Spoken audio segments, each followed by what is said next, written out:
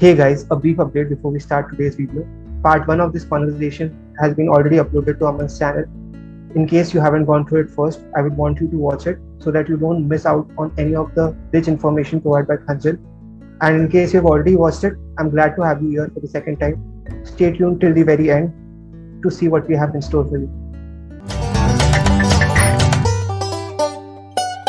This is amazingly helpful, actually. I just want to ask something related to, like you said, we should try and design our favorite websites. I wanted to ask you, what's the difference between a UX designer who will be designing a particular website and a PM designing that same website? You know, Right. So a PM never designs products themselves unless there is no design team, right? So if there is no design team, then a PM has to. So there is then no difference, right? Essentially. But if you ask me a situation where there is a product design team and there is a product manager team or product management team, the difference is that the product managers will look into the user story, right? So what is a user story? It's essentially what will the user want to do on that particular website, right? So I as a user should be able to log in this website seamlessly. That's the user story. Now the UX designer's job is to make sure that the login box is visible to me, the login box is clickable, there is enough, the routing is correct, right? So all those design aspects should be adhered to and solutioned for by the UX designer. Now, again, this does not mean that the UX designer will blindly do this, right? So the UX designer will also contribute towards making the user experience better. They will give their inputs that, this color does not look good, or this is not our theme, or whatever, like whatever inputs. Maybe this route is not okay, or this flow doesn't make sense, and so then they decide, right? But the product manager is sort of like the customer's advocate, and the UX designer is sort of like the company website's advocate, right? So then they meet at a common point and they make the experience very beautiful for the customers. okay. Also, something else that I got from your entire answer is I want to ask, does the learning as a product manager ever end? So, once you crack the interview and you get into the product field, just from whatever you said, I think I got an idea that it keeps on evolving. So, Of course, like, yeah. so Yeah, not only for product management role, for every role, yeah, but more so for this role, because we can't just keep the product like that, right? Even today, like even if you see the oldest products, right? You look at Ponds and you look at Vaseline, which our grandmothers had used. They have evolved so much. They have diversified their product categories. They've changed the packaging. They've changed the formula. They've changed the advertising. Everything, right? So why did they do it? Have we changed? Has our DNA changed, or have we changed as humans? No. Are we using it for different purposes? No. But just the customer psyche, the customer requirements, the latent needs, the underserved needs, earlier nobody cared for all this, and companies used to just make basis what knowledge they had, right? But today there's an entire vertical and discipline called product management, which has to take care of the customer psyche and the needs. So definitely it is an evolving process, and because, as I said, we have to adapt with a lot of stakeholders and the way they work. So professionally also it is very helpful in giving you a lot of experiences in a very short time, right? Otherwise you will take a very long time to talk to, let's say, the all the teams in your company. But as a product manager, you talk to all the teams, you deal with them, you solve their problems, you take banters from them, right? Everything. So definitely, yes, it is an evolving role. so for the next section, we would like to know about your particular experience as a product, two qualities that you like about the role of product manager, and what are like two qualities that you don't really like about product management. Right. So I wouldn't really give this kind of an answer, right? Just to put it more maturely, I would say what I like is, of course, everything, every aspect of product management, be it as challenging as it is, I still like it because this is what is my passion, right? This is what I wanted as a professional. I wanted to talk to customers as well as a lot of people from my team. I wanted to have a role in which I have authority of making decisions. I wanted a role in which I'm not blindly doing something because I'm told to do it, right? I question. I find the answers to those questions. I have the creative, I would say, flexibility to use different ideas to make something beautiful, right? So there are so many things that I like about it. I won't say that that means that it is an easy thing to do, right? So it does not mean that every day is pleasant for me, or that I don't hold my head and just want to throw my laptop away. But I would say that, see, whenever you are entering the professional world, you should question yourself whether these kind of job roles, whatever is the job role, right? Let's say if you're going to consulting or if you're going to product management, try to talk to people and understand what they do on a day-to-day basis, right? What does the day in their life look like? If you think you will be able to tolerate those activities every day for a few years, because switching careers is not easy, right? So and it does not make sense, right? Why would you just do take up something and then just leave it, right? So try to do your due diligence. For me, I don't dislike anything. So and this is not a cliched answer, but honestly, I can't afford to dislike anything, right, about it, because I have to do justice to it.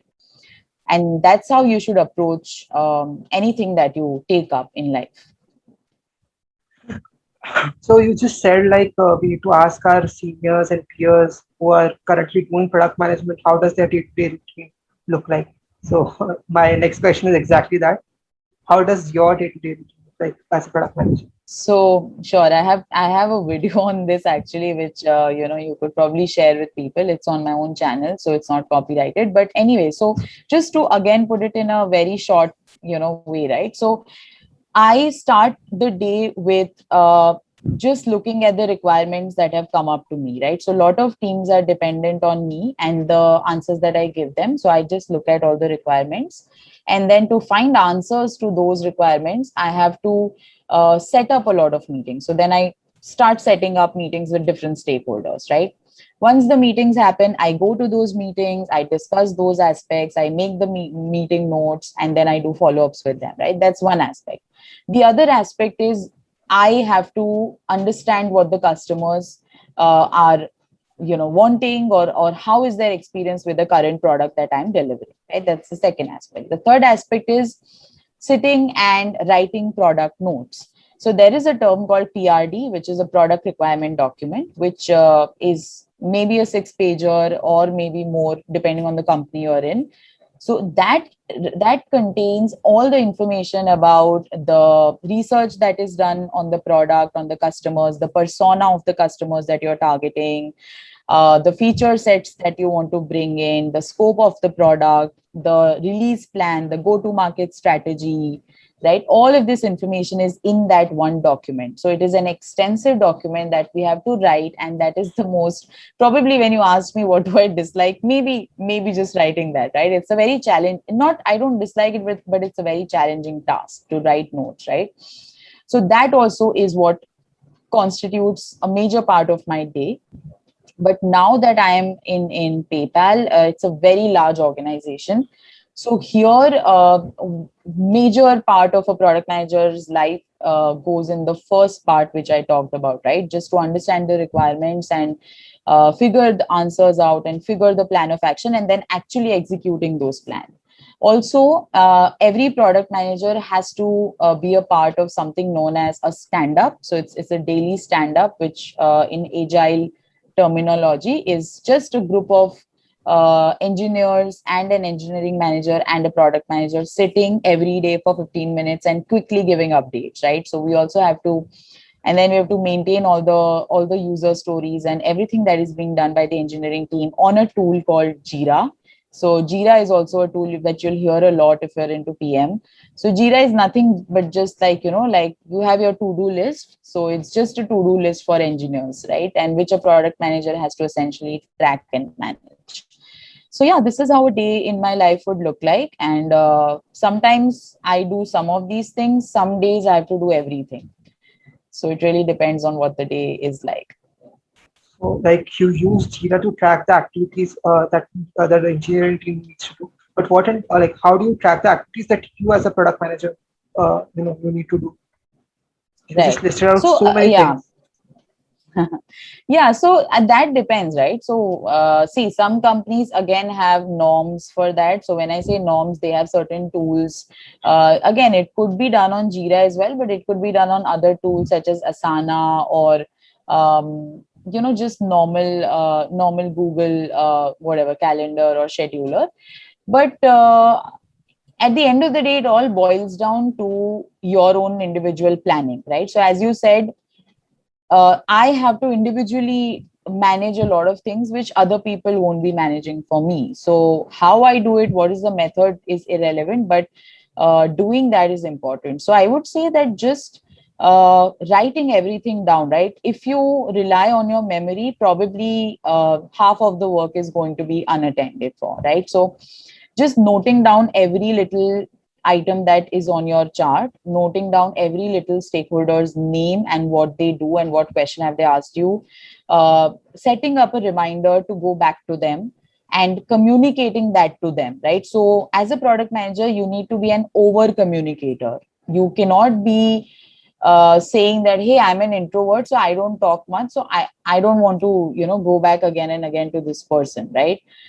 You have to be an over communicator, no matter if people like. Of course, you should not be indulging in unnecessary communication, right? Over communication and unnecessary communication are two different things. Over communication means that provide all the details, right? Try to lay out the plan, try to be transparent to all the stakeholders, try to be articulative, right, in what you're communicating. So if you have made a call to a person, try to then follow it up with a written summary of what you discussed on call. That is what over communication means, right? Unnecessary communication means that you really do not need to inform something to someone, but you're just doing that because you want to stay relevant, right? Unnecessary communication means that you are unnecessarily setting up calls, whereas you could just finish it over an email, right? There is a meme on that, right? So yeah, so that's how I usually manage my long list of items to finish. Another aspect that I got from this entire conversation is that there are a lot of similarities that exist between the product manager and the entrepreneur. So do you ever see yourself getting? So basically, I think product managers are in-house entrepreneurs. That's how I put it. Do you see yourself getting into entrepreneurship anytime soon, like in the future? Not really, but I already consider myself an entrepreneur because I manage my own YouTube channel, which I take very seriously. Of course, I have been a little lax of late because of a few issues in my family, but then yes, you put it so correctly that product managers are in-house entrepreneurs, and which is why most of the times I don't feel the need to be an entrepreneur, because all that decision making power, all that responsibility, all that authority I have in my own company, in my own product, right? And eventually maybe I would go into that, but at the moment I'm more passionate about teaching, so maybe I do something on those lines. But I love working in a company. It's just a weird thing. I love the corporate life, and I feel that it is very I am very aligned to the concept of it. There are some people who hate 9 to 5, and who hate working with managers and bosses, but I just don't fall in that bucket. So I think I'm very good in my space at the moment. But you put it very rightly that product managers get all the experience of entrepreneurs, and which is why we whenever we are recruiting, we do call a lot of entrepreneurs for interviews as well. So to go back to your other question, right, what are the routes to get into PM? Open your own startup. Just do anything. Open a small startup, conduct a small event, show entrepreneurial skills, and you'll definitely get a call to a product management interview. So my last question is, what are like some parting tips you would like to give to our viewers who would like? Right. So I think I've already said this, but I would just want to say that, start early. Luckily, in product management, age is not a bar, right? Age is no bar. So people don't judge you if you're young. And if you have the right knowledge, you can literally grow up the ladder, right? So start with something of your own. Just start a small blog, yes, start a small website, make an app, right? Start a business, or work on a live product project, do an internship, connect with mentors, join a workshop, right? Just do as many things as you can, read up on product management if you're passionate, that is, right? And I'm assuming anybody who's listening to us till now is definitely going to be passionate, right? So um, just do all of that very early. I regret the fact that I did not maybe start earlier than this. But again, I have no regrets because I like the place where I'm at currently. But there were so many things which I did in order to get here, right? So make sure that you are starting early. The second tip I would like to give is uh, don't have a quit attitude, because there's a lot of competition. Product management is one of the hottest careers, at least in the last 5 years, that has emerged. And now I see it becoming one of the key careers that people will eye out for, because of the post COVID world, right? Because it is not a role where you really need to be physically present and all of that. You can really perform very well in it, even in a work from home scenario. So it's going to be a very hot career option. And so there'll be a lot of competition, there'll be noise, there will be intimidating factors for you. So don't affect yourself. And if you're doing the all the things which told in the first tip, then you won't be intimidated in the second part, right? So that is important. And third tip that I want to give you, which is again a reiteration, is that have a group of similar minded people. So have a group of friends or peers who also want to get into product management, because that will make you be regular in your preparation, that will make you consistent, that will make you accountable to someone, and that will definitely better your chances, right? Because it is a lonely world out there, especially right now. It's everything is virtual. So now I don't know if physical classes have started, but have a group of your own. So those are my parting tips.